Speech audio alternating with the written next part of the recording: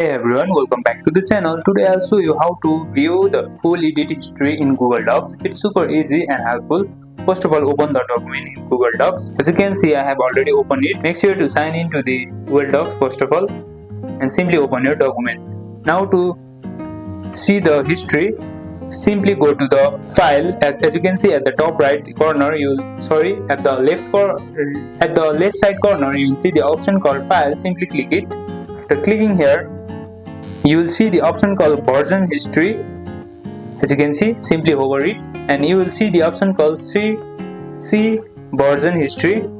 Simply click it. After clicking here, you will see the history at the right side of your document. As you can see, two changes are made till now. You can also name the version and you can also edit the changes. You can simply view changes. You can even restore any version by clicking restore this version at the top, and that's how you view edit history in Google Docs. If this helped you out, make sure to like, subscribe and leave a comment below, and I'll see you in the next one.